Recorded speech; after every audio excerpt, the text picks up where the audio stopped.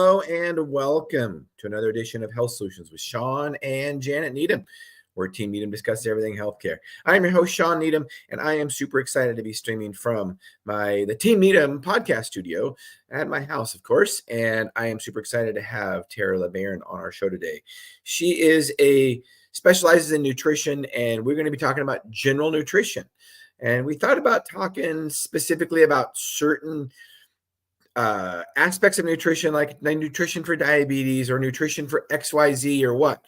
But honestly, general nutrition is good for everybody because really, in general, most people, if they eat a good, consistent diet, it's going to clear up a lot of problems. So without further ado, Tara, welcome to our show.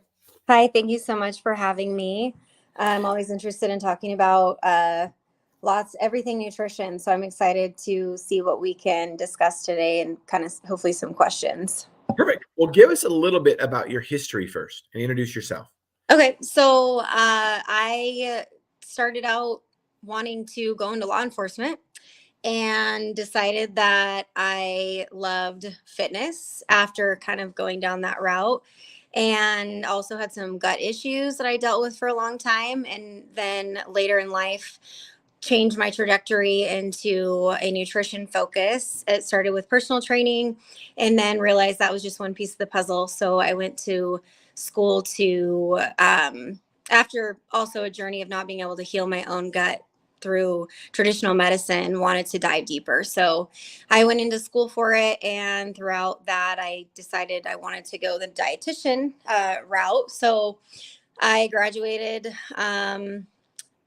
back 2019, had a couple kids, got married, and work as a clinical nutritionist with some exercise sprinkled in now, where before it was more exercise and a little bit of nutrition. So it's my part-time but full-time career. So it's all started with my own journey kind of to heal myself, and I had a passion for it. It's always nice when we have a journey that fixes ourselves first, because we can really share our struggles with the people we're trying to teach, correct? Yeah, I'm more relatable. You know, I don't have the same struggles as someone else, but definitely it adds value for sure. So let's just talk about basic nutrition. You go. Okay. So, you know, I had put a lot of thought into what are some things that I run into, because I'm working with the general population and people come to me with all kinds of questions and concerns and ideologies and diet culture. So at the end of the day, you know, one of the most common things that really comes to play is a lack of nutrition knowledge. We're not teaching nutrition education in school. You know, long gone is the food pyramid. Now it's My Plate, which is still a USDA style of learning. But when I was doing my internship in college, we would go in and for our clinical hours, or our community nutrition hours, if you will, we would teach certain classes and grades these lessons.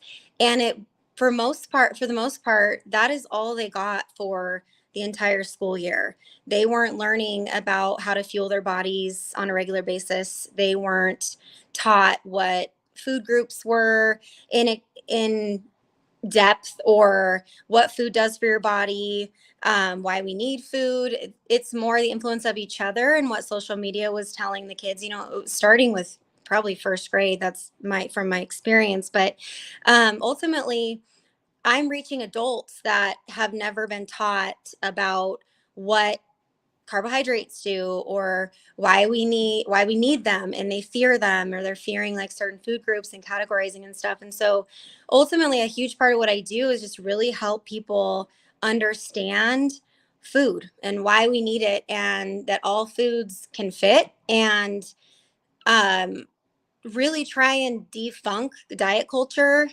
overcome a lot of years of yo-yo dieting for most of these adults. I work primarily with adults, some children, but that's not my main population. And it's really eye-opening, because it's just it's a foreign concept. It's not common knowledge. And you'd think, going into, well, I know I'm supposed to have this, I know what I'm supposed to be doing, but even what that knowledge is typically skewed from what's actually researched to be effective. So, with that, meeting the population where they are is, I really try and just start with like, what do you know? And how can we build on that and make it applicable to long term with families or work, busy lives, just all the things that are reality and sustainable. So that begs the question of, why aren't we teaching this? And I need to pick up where, because I'm not going to be able to impact that necessarily, but I just do my best to try and spread the word of education on just the same issues day in and day out in a lot of cases. Yeah. And, I will say, once you've been in this realm for a while, you don't realize how much you take things for granted. You just think that, it is, you mentioned common knowledge, and it's just not common knowledge. And I'll use myself as an example. I mean, I grew up eating horrible.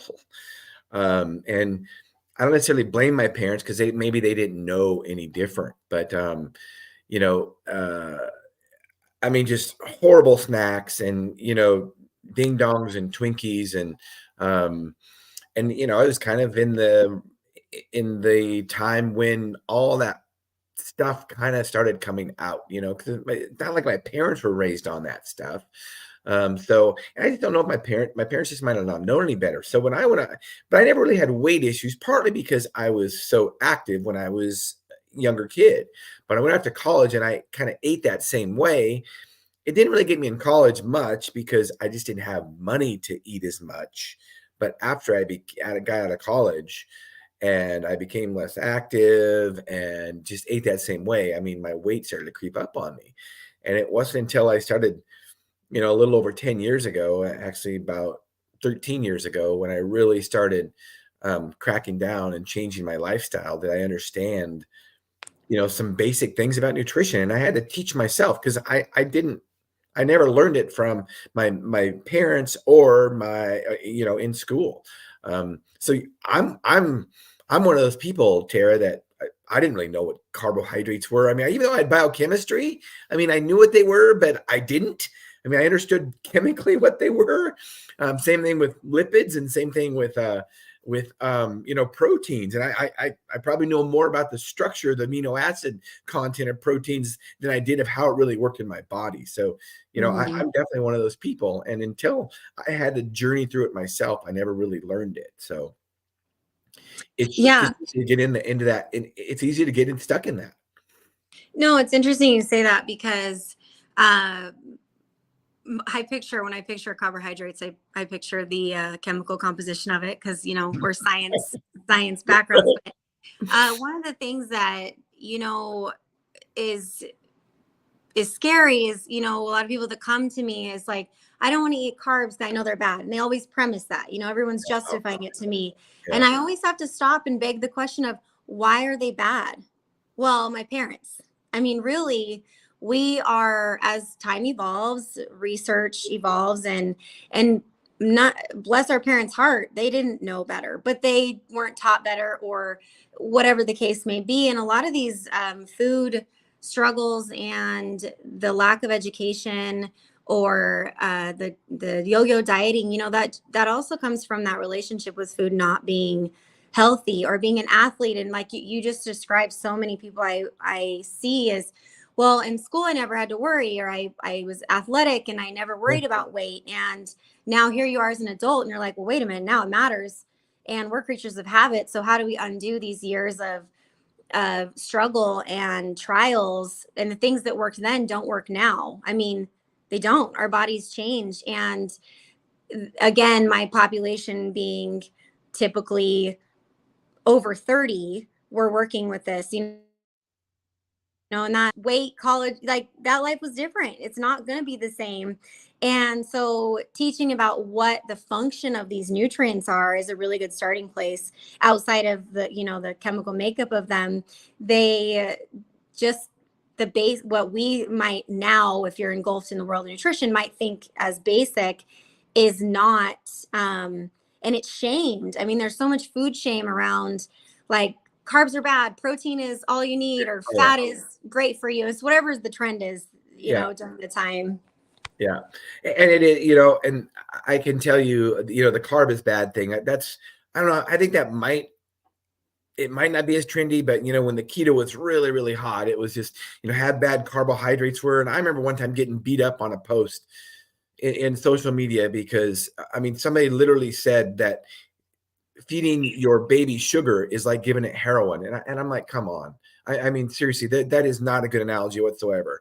And I mean, they really believed this. And there were like 4 or 5 people in this keto group just beating up on me that sugar is like heroin to a baby. I'm like, come on. And here's what's interesting about carbs.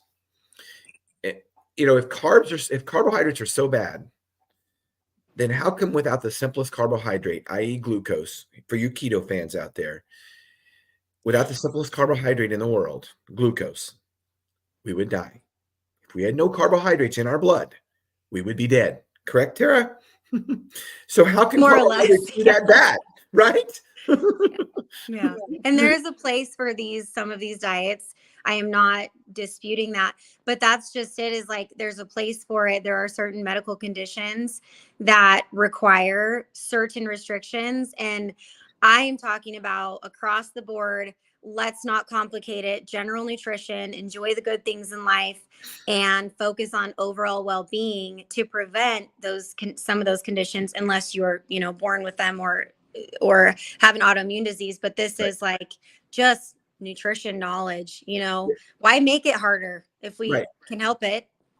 And let's face it, Tara, in healthcare, like you and I deal with, most of the time when we counsel people nutritionally, it's because there are weight issues. That's usually in healthcare when we counsel patients. So we've got to come to terms with that, first of all. In general, I mean, there's exceptions to it, but in general, we're not counseling high caliber athletes in healthcare. I mean, we might, but they also, usually those people also have a separate coach, which you might be one of those. But in general, most of my patients, it's general nutritional knowledge because they want to lose weight or stay at a healthy body weight. Or gain lean body mass also possibly, but usually that's also means they need to lose fat. Right. So, and really, so I'm gonna use a term here. Some of the terms that I use when I talk to anybody about food, and I'm gonna see what your thoughts are on this. So early on in my journey of weight loss, I learned eat to live, don't live to eat. Now, and so think about that. I mean, if you think about literally how food is created, and I think early on in our podcast, you talked about it being fuel. And literally, food is fuel for our bodies. And so really, in general, food is meant to sustain us, to keep us alive. Now, you could argue if you want higher performance as an athlete or as an overall human being, you're going to eat different things and not just stay alive calorically. Because let's face it, if food was just to sustain us, we could eat sugar and drink oil and live, correct?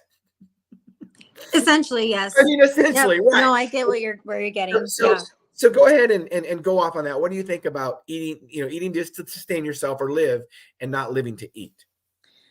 So I think a lot of that comes from what I was talking about earlier with like the relationship with food.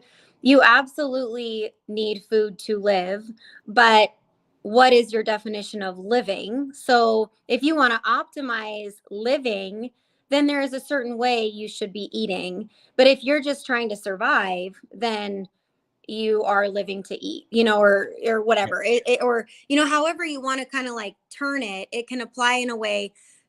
Eat to live is a healthier mentality versus living to eat, because living to eat, in my mind, it comes to dysregulation of emotional eating, maybe, or a poor relationship with food where you are using food as a tool instead of the necessity that needs to be. It can be enjoyed, but not, we want to have things in moderation and not turn it into a unhealthy relationship there. So like you said, I can survive off of oil and sugar, essentially. That would be an unhealthy way of living. So I think defining, like, if you're an athlete or if you are just generally want to live a somewhat normal life, then establishing healthy habits that provides balance in your nutrition is most optimal. And then you're just eating because you need to, but you get to enjoy it and not obsess over it, finding that healthy balance. Does that kind of answer, like, is that Oh, where you're sure. headed? Okay. Yeah.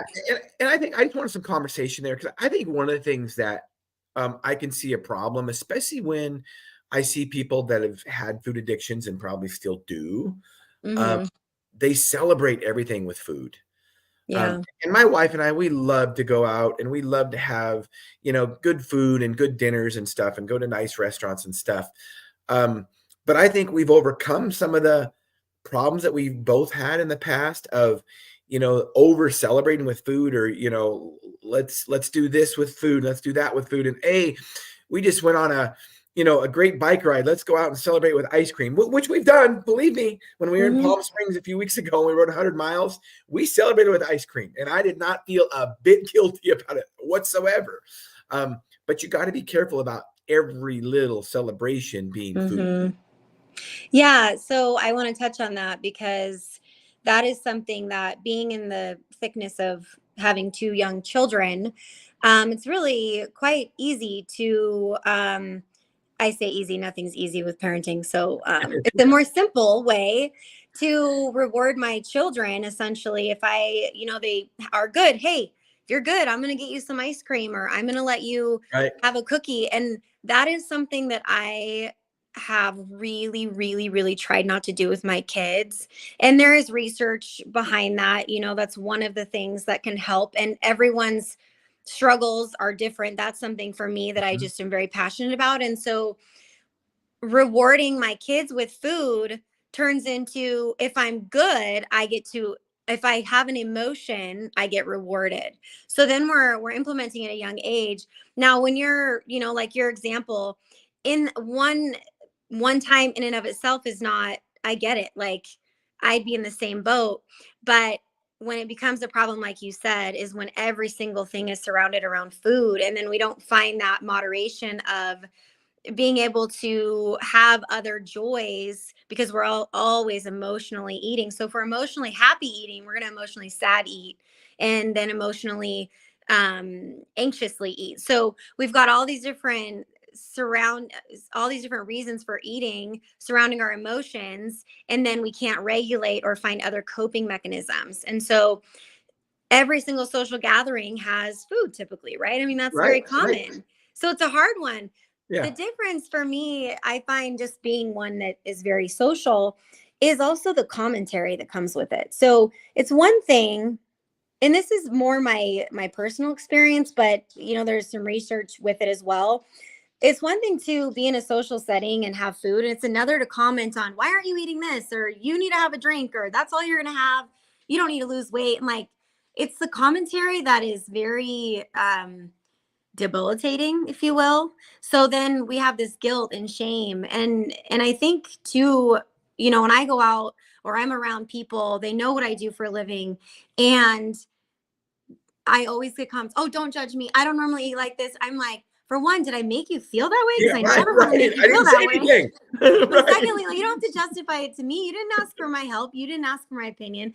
I'm not passing judgment. But that's a common thing, is like, with food is one thing, but it's everything that comes with it. There's never no strings attached. Yeah. So and it's an easy common ground. Everyone has that in common. We all essentially all want food and need food and like food. So when you have that one thing in common, how do you deter from kind of the toxic behaviors that can be celebrated with it, would be kind of like the downfall to all the social gatherings. Like, sometimes it's better if we just don't do it. Yeah. Is it really a I celebration? agree. And sometimes you have to do it and you have to say yes. But then Mhm. I also use it as an opportunity, because sometimes, if I'm eating a real strict diet or I'm fasting or whatever, um, I have to be ready to respond, because you don't Mm-hmm. want to be rude and, well, I'm sorry, I'm not eating that today.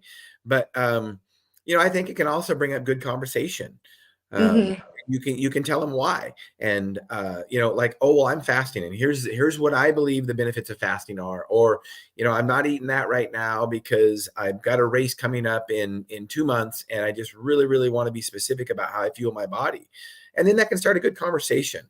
I don't think most people take it too personally, as long as you're ready to respond. Uh, Yeah. but you definitely don't have to, um, be over pressured to, always celebrate with food. That's for sure. Yeah. Well, and you're right. And I like that you brought that up, that it can totally be a positive thing as well. And any opportunity for me to talk nutrition, my husband will say, "Oh, you opened the topic. Here we Yeah. go." So I definitely am on that side of it. It's just, because I see the fallback of the food guilt and stuff like that, I'm always hyper aware, and the next person, like you said, is not going to be as sensitive towards it.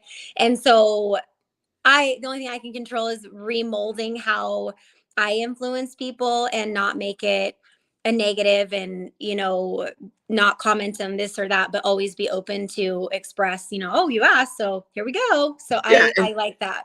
Yeah, and I think it's a little bit the same, how sometimes if you're not drinking, or you don't drink, and you say no to alcohol, you get that a lot with people that are drinking.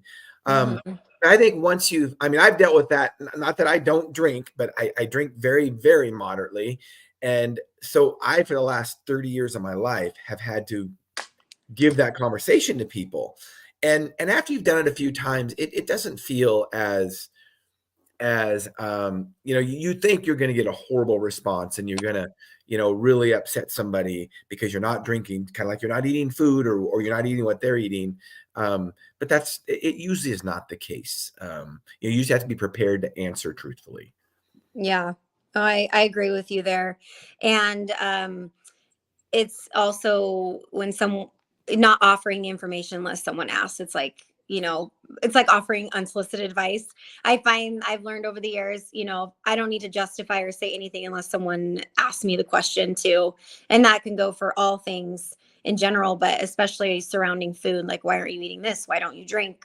Or general curiosity, like you're saying. It's finding that healthy balance. And but that brings me back to what is healthy, because there's so much diet culture happening that the centerpiece of conversations can commonly lead to, like, oh, is that a diet you're doing? Or and what I like to emphasize with people is taking the opportunity, like, no, it's not a diet. I'm dialing it in and really trying to be more mindful and healthful, and occasionally enjoying this, or without pushing someone else to do it, but leading by example. That's a huge thing, especially in homes where you've got one person's doing this and this person's on a different journey. Spouses, it happens a lot when I'm meeting with people. Well, my husband's in a different, he's wanting to gain and I'm trying to lose weight, and da, da, da. And I say, the only thing you can do is, like, lead by example. You can't make Yeah. them change. You can offer them support and set boundaries, but ultimately we're all on our own kind of journey, and trying to push it on people is usually not very successful unless they're ready to listen Yeah. in all things. Yeah, I'll use myself as an example. 13 years ago when I lost weight, I had my youngest son had a weight problem. And after I lost weight, and my wife was probably struggling a little bit too. And after I lost weight, I asked Janet, I said, hey, because my son was like going on morbidly obese. And of course, the last few years of, he's only at that time 10 years old. Well, since the time he was born, he saw me eat like crap, Mm-hmm. and I quit working out when he was born, actually. And so he was just doing what dad was doing. And after I lost weight, I brought it up to Jan. I said, hey, what do you think about, what do you think about Jordan's weight? Well, it didn't go well. So I just left it at that. Mm-hmm. But then lo and behold, um, a few years later, I mean, Jordan wants to make some changes. He starts to get closer to being a teenager when he's like 10 or 11 years old. And, next thing you know, I mean, the guy is 17 years old and he's making his own food and he's weighing his food and he's not obsessed with it.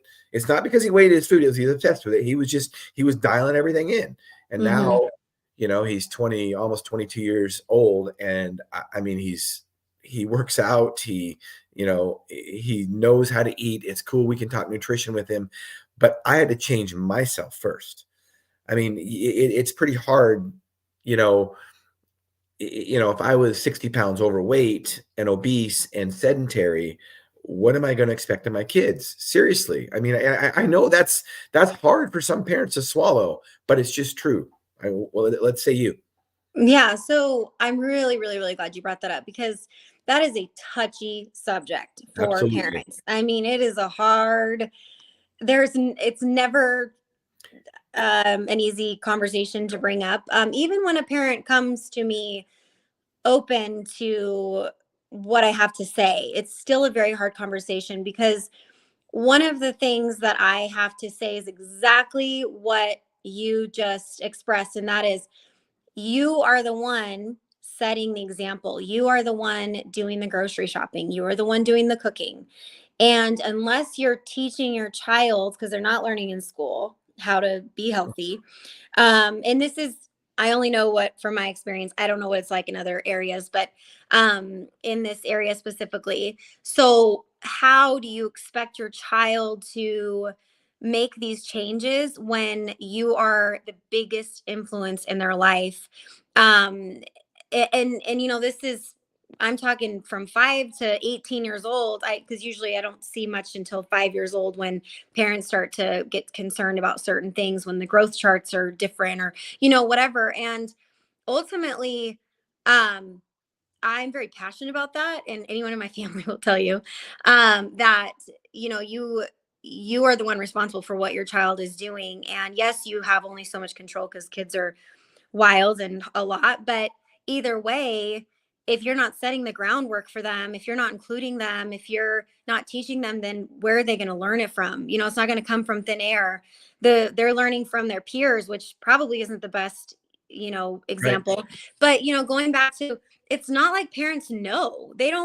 They're also not taught. So my obligation and my passion is, let me teach you so you can teach your child, and give them skills like what is age appropriate for children, to start implementing new nutrition habits, whether it's a selective eater or an overeater, or whatever it is that they're struggling with. Like, let me help you set the ground rules. We're not working on weight loss usually in that age. We're teaching them the skills, because most likely will correct itself if they're given the proper tools. Right. And let's not overcomplicate it.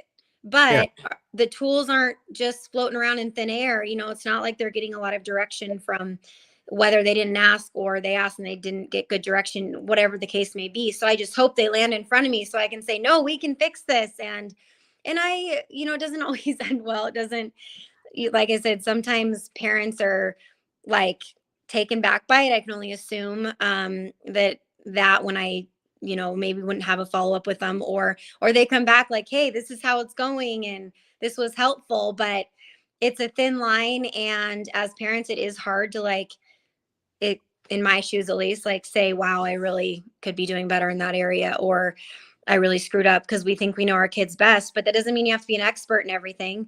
Asking for help for me is, in an area you don't know, is like doing your kids such a service. So I just wish there was a lot more resources out there that are more reachable and easily accessible. Because I think that's half the battle, is accessibility and resources.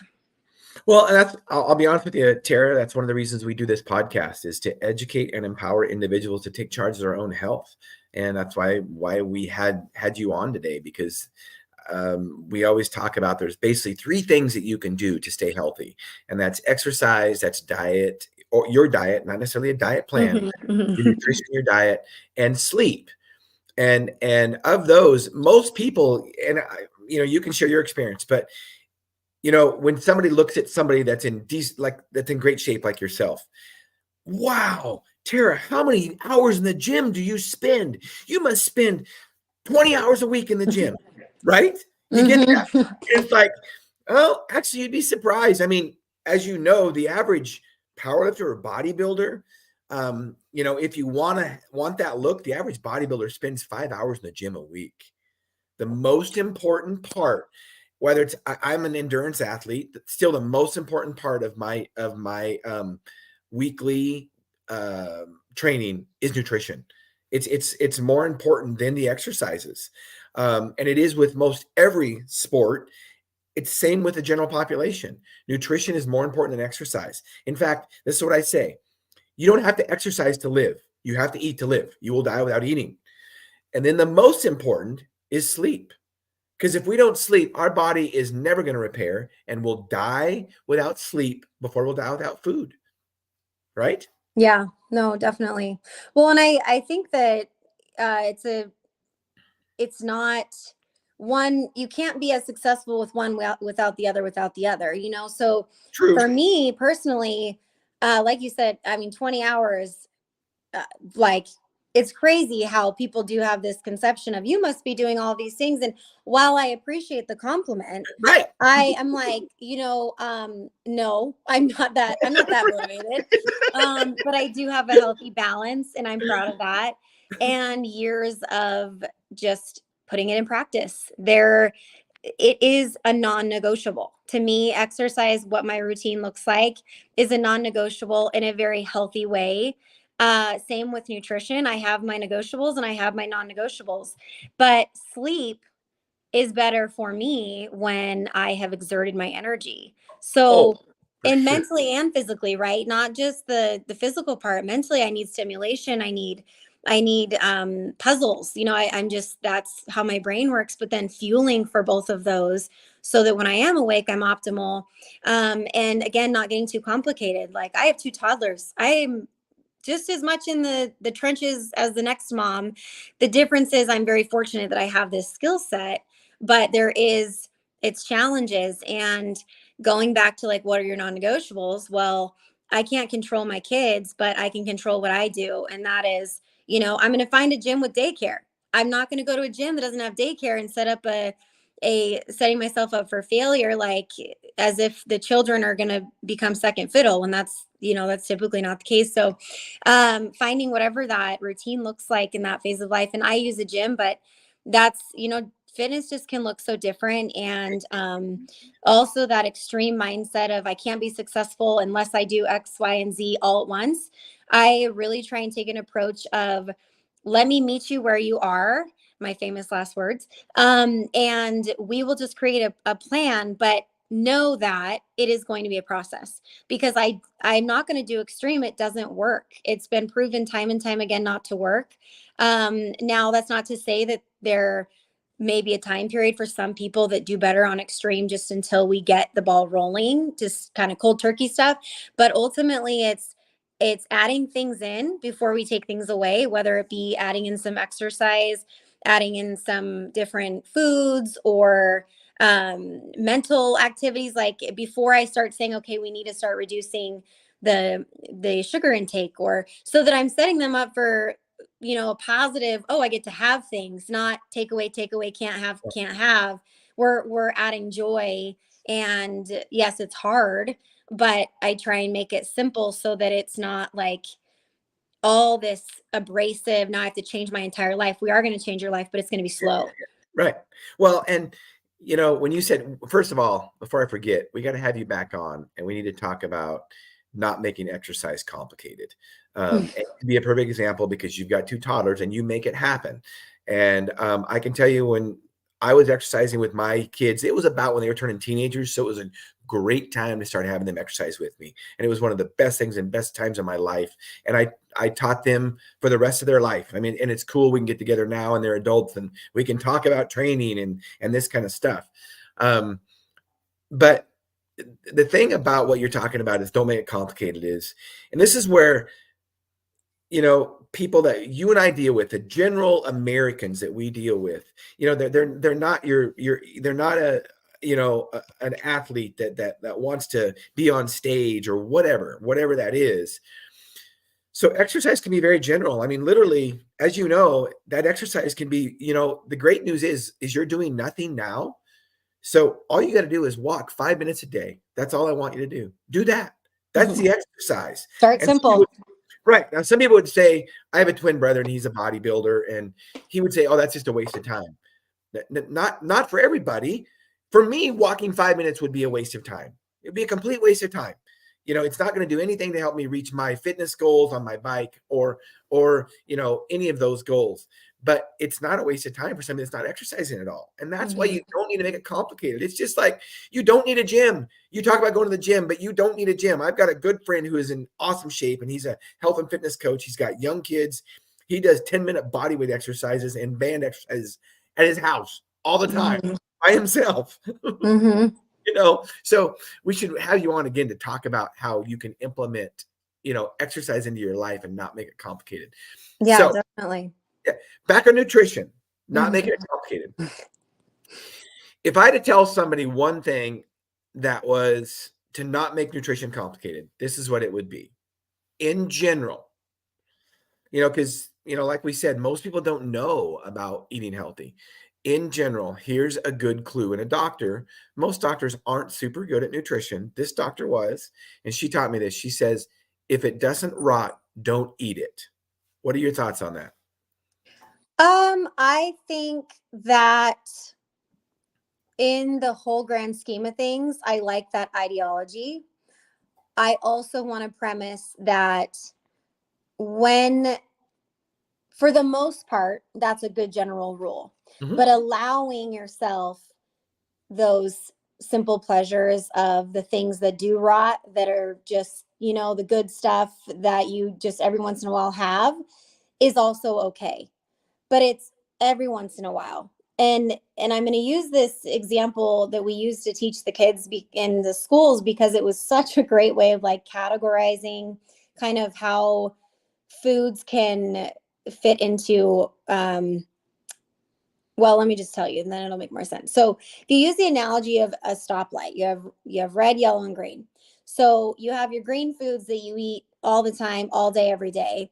You have your yellow foods that are like every once in a while, and I'm thinking, maybe a few times a month. And then you have your red foods, which we call the woe foods, and that's like on occasion. So the rotting, if it doesn't rot, those would be your green foods. And then we have some stuff, that's like you have your more processed things because it's convenient, but it's not necessarily unhealthy. It's just processed. So I'm talking things like your protein powders, your protein drinks. Those aren't.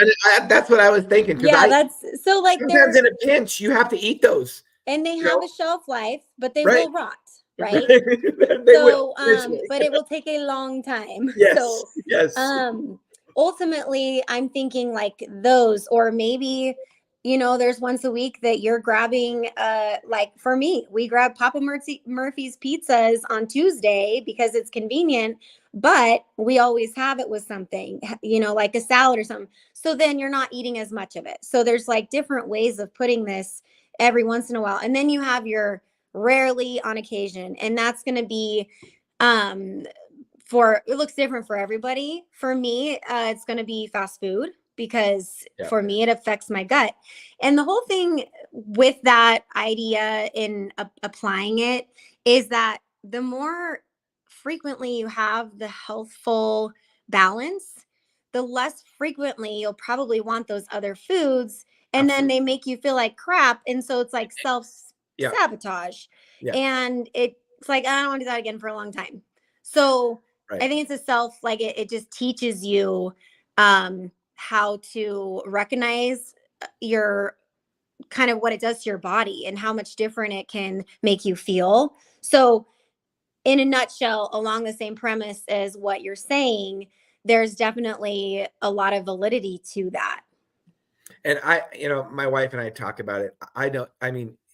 I guarantee you, if I ate at McDonald's now, I would get, within 30 minutes, I would get so sick and I would not want to do it. I mean, I'm not looking, and it's a good thing. I don't look forward to it, but it's interesting. And, you mentioned you say how, if you eat fast food, you get gut issues.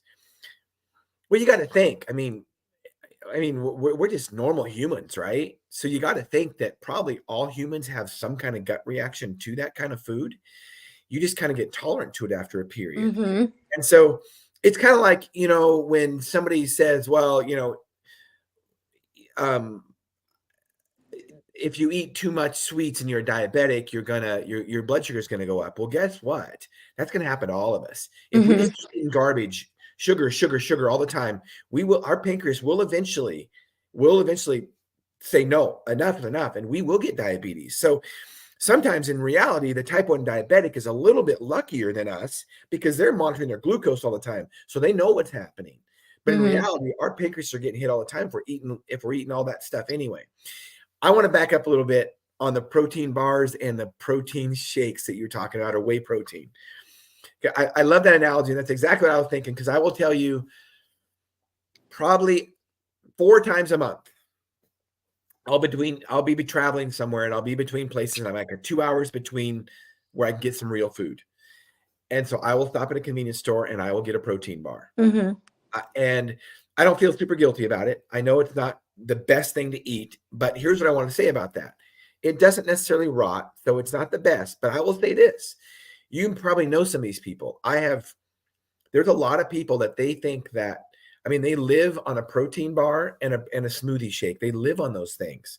And my personal opinion is I don't necessarily, well, it's protein powder. Protein's good. Well, yeah, but I think real protein's good, but not in a bar all the time or a shake. What are your comments?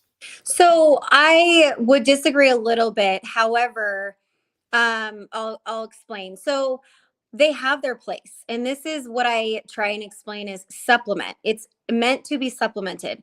So if you are doing your best to incorporate whole foods first and you need to supplement with protein, even if it's every day, realistically, if it's the difference of not for my population, typically it's like, they're working, they're busy, they're just trying to make some better choices and just feel good.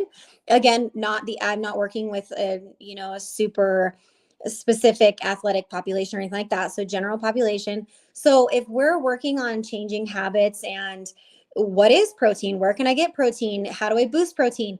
There sometimes for periods of time, it's okay, let's get a little bit of supplementing on board, but this is only in the interim while we figure out how to do whole foods so that we can start getting that feeling better and feeling energized and building muscle, things like that. And I'm not just talking protein. I'm thinking in general, just like all across the board, how do we start getting in some nutrients while we work on the education piece? Because that takes time to learn how to cook and what kind of meats are more lean, or how to prepare meat so it tastes good. So thinking of, how I implement supplements, but I am not the first person to go to supplements at all. But I have had to overcome that a little bit because in reality, most people need it more than you might think or want them to. So then I go to, okay, let's find clean products. So let's try and find more. That's where I go kind of into the organics, more plant-based,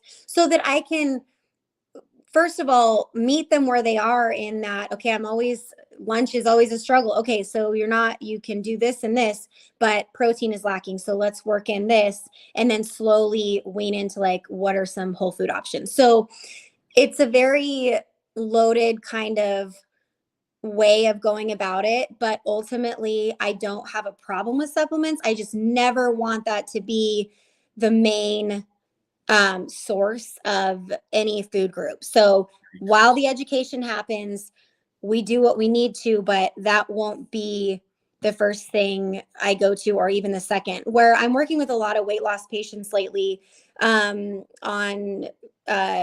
some weight loss medications too. And so it's really important we get more protein, and that's not normal all the time. So when they're in this journey, those, they need more protein in that time. So it can be a temporary situation too. Or if you're healing from something, you've been sick, I'm going to push more protein, and it's hard to just eat it. And I'm not a huge, eat 300 grams of protein. I'm very much on the liberal side of it. And so either way, good quality, do what you have to do, but it shouldn't be your main source of fuel. And I'm with you. You said it, and I say it over and over again to patients. And this is whether it's a vitamin mineral supplement or whether it's a protein supplement. They are just that. They're to supplement a good, healthy diet already. You're not gonna supplement your way out of a poor diet. You just can't. I like that. Right? And yeah. On the protein bar, depending on what my day looks like, I'll either grab one that's 20 grams of protein or 30 grams of protein. Usually the 30 grams of protein ones are about 390 calories, and the 20 grams of protein are about 200 calories. Well, compare that to a chicken breast, a 4-ounce chicken breast that's going to have 30 grams of protein in it, and it's going to have 100 to 150 calories. And which one? I can tell you this. I could eat 3 or 4 of those protein bars, not even stopping. But I could only eat 1 chicken breast. Seriously. Can you eat more? I can't eat 2 chicken breasts. I mean, I just can't. And yeah, you just no, feel I too agree. full. So real food is so satiating. And those protein bars or protein shakes, if you're using it to get over into a macro goal of protein, I get it. But if you're using it to try to satisfy your hunger, I just don't think they work that well. I agree with you there. So one thing I want to comment, and I don't want to quote numbers because I can't remember off the top of my head exact, but I want to say supplements, you're only absorbing of the protein maybe 60%, while whole foods is like 80. So looking at 80 to 100, I suppose, depending on the source, but looking at like the absorption, to me, it's like, well, I'm spending money on the supplement that I'm not even going to be able to use. So two things with that. One is it when they're partially broken down, in supplement bars, it can help someone who's trying to boost protein but just can't get the calories in, like they're struggling. That could be a good place, or an athlete, or on the go, whatever that case may be. And again, depending on the quality of the bar. And then with the food, you eat less for more. So sometimes when you're trying to eat less calories and get a bigger bang for your buck, then that would make more sense too. And most people are on a weight loss journey, not typically weight gaining. So speaking on that behalf, the real food is like, it's gonna, like you said, it's gonna satiate you. It's gonna make you feel satisfied, not like you just had a candy bar without the density to it. So some of these bars out there, a couple that I like to recommend to people are like the Perfect bars, because they're actually made with whole foods and they're primarily almond or peanut, but they're filling. So they're real foods made into, one-stop shop. They have to be refrigerated. They're, kind of your, if it doesn't rot, don't eat it. So some of the like RX bars and I Lara was going bars. to say RX bars is another one. Yeah. And that's a really good one for people, especially who don't like protein bars, because they are sweet and chewy and, they taste more like real food. So, but then that's not what everybody's liking. So I just kind of like whatever fits into someone's palate, we try and do that. And I want to touch back on the calories of bars, something to kind of that I've used as a formula is people will ask me, well, how do I know it's a good protein bar versus a not a good protein bar? And kind of a rule of thumb that I find is, for just a general population, a 1-to-1 carb to protein ratio is usually going to be a pretty good balance. And I'm also looking for that, like you spoke on the insulin levels. So I'd say 9.5 out of 10 times I'm telling people to pair carbs with protein so that we don't have those blood sugar issues. And regardless of, like you said, diabetes, we all have insulin, we all have blood sugar regulation. So I'm trying to promote optimal for insulin, and some of these bars can essentially not help that. But in general, food across the board, it's like anytime you have anything super sugary or carb filled, we want to pair with protein. So that's just a little food for thought, advice for people that can apply to anybody, you know. And another one that's real food is Cliff Bars, not their protein bars, but the regular Cliff Bars. They're real food. What I like about RX bars is they will tell you right on the front of the wrapper what exactly they are. 4 dates and peanuts and whatever they are. That's literally all it is. But I also say this about RX bars. I personally, when I eat RX bars, I do use them during my longer races or long rides. And that's the only time I use them. And one of the reasons why is because it's not, even though it is real food, it's packaged different than real food. So it doesn't satisfy you like real food does. And that's the problem when you eat anything out of a wrapper, is that it's just different. You mentioned something that when you said it, it's like, well, we absorb real food better than we do the packaged protein bars or whatever. And it's like, I didn't know that. But when you said that, it's like, well, duh. We weren't really designed to eat protein bars out of a wrapper. We weren't. We were designed to eat XYZ chicken breasts or beef or whatever it is. That's what we were designed to eat. So of course we absorb it better. We really shouldn't be surprised. Again, if it doesn't rot, don't eat it. And that's normally real food. I mean, and just think about what that is before we eat something. Yeah. Well, a couple of things, to kind of circle back on with the real food and packaged food and all of that is I just want to kind of reiterate that in a perfect world, I would love to be able to have everyone Whole Foods and give them all the tools and stuff, but I don't want to ever put down, like, if that's how you're getting a lot of nutrients, as long as you're trying to move forward in your knowledge of nutrition, because so much of that is pushed through social media and influencers and stuff, that it's like they're not really knowing any different. They're pushing products and protein powders, which I have protein powders. I'm not one to use them a lot for the flavor component, but I'm like, especially in the fitness world, it's so hard that and so how do we meet the population with all this outside influence? They're not going to get rid of their social media. So how do we not shame it, but educate on why it's not great and all of that, and it is an ongoing thing that I face, that I try and see from a different perspective. But ultimately, like, too, supplements are so expensive, and people say eating healthy is expensive. And I will tell you that I agree, if you don't know how to properly cook or have recipes. It isn't expensive unless you have the tools to be able to do it properly.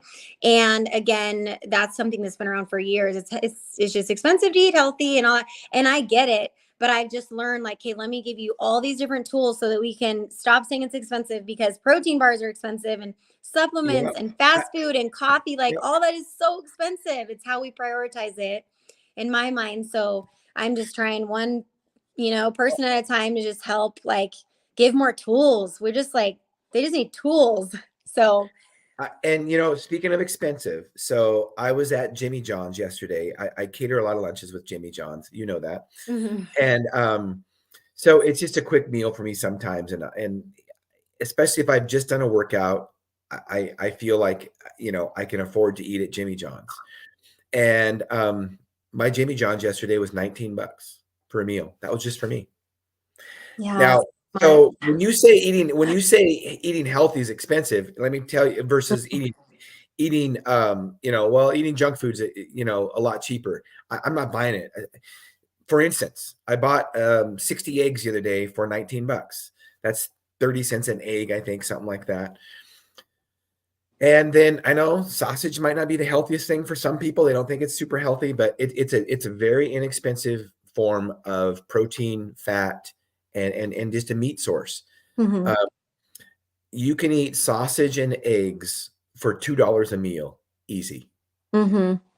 Yeah. And by the way, if you want to throw some vegetables in there, Jan and I even found these ready to saute vegetables the other day, peppers and onions. It was really convenient. We did the math in our heads to do each one separately and buy the onion and buy the peppers and cut them out and cut them ourselves, which is a lot of work. I'm not worried about working necessarily, because I do know that one of the reasons that we overeat is because we don't prepare our food like we used to. So if you have to prepare it, you won't prepare your food. But it was less expensive to buy these things pre-cut than it was to buy each individual pepper and onion. And, so we went ahead and bought that. And I mean, we put sausage and eggs in it, and it was, great meal. I mean, a couple dollars. You just cannot. A protein bar is $3. Well, so I just want to kind of I'm really glad you brought that point up, because something that I have learned to do throughout my education is that I would have to price out meals, because that would be a thing. We work with all populations, right? So everyone's on a budget of one kind or another. Right. Yep. And I don't get into should you buy organic or not unless it's brought up. But, these topics are also, I can't eat healthy because I can't buy organic. And let me just clarify that just because it's organic does not make it healthier. It can make it safer for consumption, but not necessarily healthier. So if anyone feels that way, just to kind of put that out there. But I'm going to go ahead and add to that too, Tara. Mm-hmm. In fact, I did a post, and we were kind of getting into this, like the new thing in Washington State is all eggs have to be cage free. Well, I know, right? Now you might be surprised. That's a new one. I haven't heard that. Right. You might be surprised what qualifies as being cage free. Yeah, no. I don't remember the details, but as you can imagine, it's really not cage free. Well, because I live in an agriculture community and I know people that spray crops for a living, I can tell you people would be surprised if they knew what was the organic. I'm just saying that. Yeah. I won't give you the details of it, but sometimes the labels aren't always what you think they are. That's also why, if you can find a local source for things, i.e. the farmer's market where you buy fresh vegetables, I get it. You're not going to get those in the winter. Or if you can have a local beef supplier or a local egg supplier, local ranch, you're better off, because then you could ask them, well, what are you feeding these guys? Yeah, no, I just say that about organic. That's a long conversation for another day. That's a good one. If I had a couple of things though to kind of in a nutshell of some fundamentals of nutrition, that is, at the end of the day, you do what you have to do with budget and all the things, but ultimately there are ways to eat healthier on a budget, and I'm very well versed in that. My husband and I calculate out our meals. There's a couple we make $1.75 a person and less, because of how we buy it or in bulk or whatever, because I'm always hearing that. So I want to make sure I'm speaking to truth, and that is, I have priced these things out, and just focus on some things you can control with nutrition, and not have to put so much pressure on if someone's trying to make change and move forward, or whether it be healthy or lose weight, whatever their motivation is. Just do a couple things at a time. It doesn't have to be everything at once, because most likely that won't be long-term anyway. And you'll get burned out. You'll lose motivation. The endorphin rush is gone. The excitement of it is gone. So small steps, small things really do make a big difference. Like you said, 5 minutes of walking. If you're sedentary, do it. Start there. Keep moving forward. Nutritionally, if you're take on baking, start learning how to bake instead of trying to learn how to do every single recipe you come across, or learn about macronutrients, just really honing in on one little thing at a time instead of trying to combat everything health after years of living and being told one way versus another. And trying to not make it so complicated, but also understand, sometimes with nutrition, a lot of times there is an emotional underlying thing that needs to be addressed also, where other professionals can come in handy, and that needs to be addressed in order to be able to move forward with food. So that's kind of an untalked about thing, and at times, especially, in certain environments. So that's kind of my little. Those are good tips. I have to. now that you said you can feed your family for $1.75 a meal, I have to throw this in there because I kind of just, because I'm kind of a nerd about this stuff and I want to educate people about it. I figured out for being that one of the cheapest meals that could actually sustain you and you wouldn't be very bad off at all. And if you eat beans and rice, you can do it for well under $1. Well under $1 a meal. You can feed a huge family.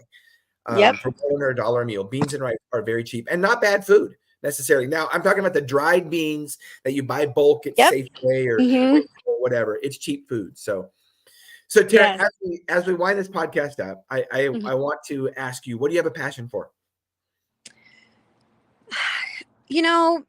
So many things, but ultimately just meeting the population in a very realistic mindset and taking the pressure off of trying so hard to be perfect at all things health and fitness.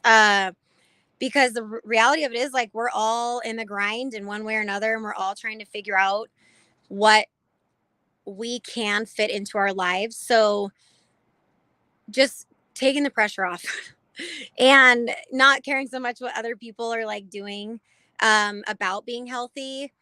And overall wellness is just, it looks different for everybody, but like do what makes you happy while always trying to like put effort into it. Does that kind of make sense? Like, it's just such makes total sense. Absolutely. Yeah. So I really try and meet everyone where they're at. That's huge for me.